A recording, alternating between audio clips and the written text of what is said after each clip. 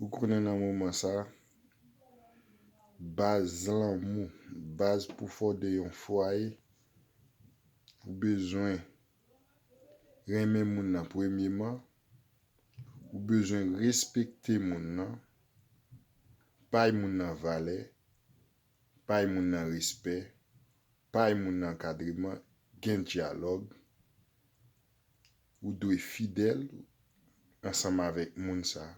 Ou doit sincère dans tout ça a dit. Et puis ou besoin l'argent.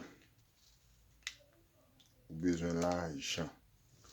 Ouais, logon femme, ou bal temps, ou bal présence ou bal importance, ou bal valeur, ou konyen ak femme ça dit.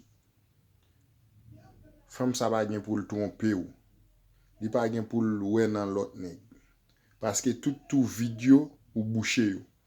Ouais l'o ka konyen une femme ou pas ka bal kob, la l trompo ak yon nèg ki ka bal kob. L'o ka ba yon nèg l'o ka ba yon femme kob ou pas ka konyen, la l trompo ak yon nèg ki ka konyen.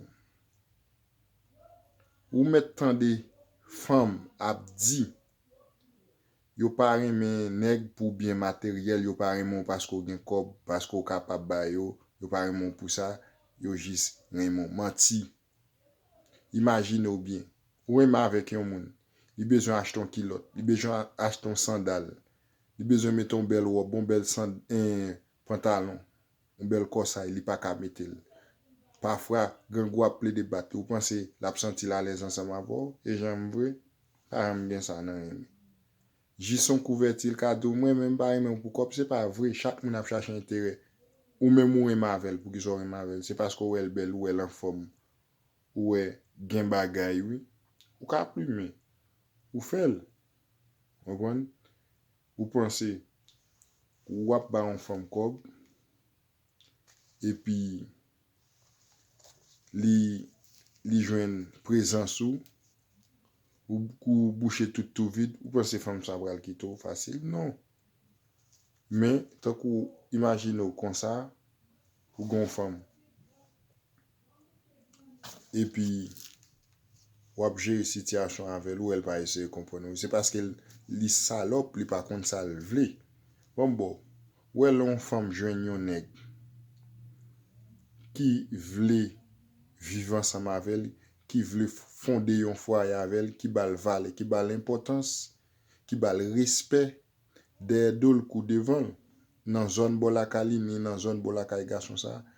C'est bagay pour femme ça ta gade gros. Ouais, yon femme qui pas bay ça importance, là on est ga bon importance, c'est femme qui aurait les tisina.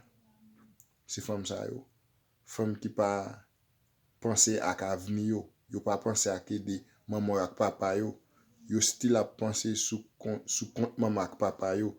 Tant de maman yo font ti manger pour yo manger, tant de papa yo la gon 25 gouttes sous table pour yo manger. C'est ça. Ouais. Fi kounya. Wap bay yo kop, wap bay yo l'argent, wap bay yo bel rad, wap bay yo tout ça gen besoin, ou jan yo camper. Boye lo pa ka bay même. Et puis man,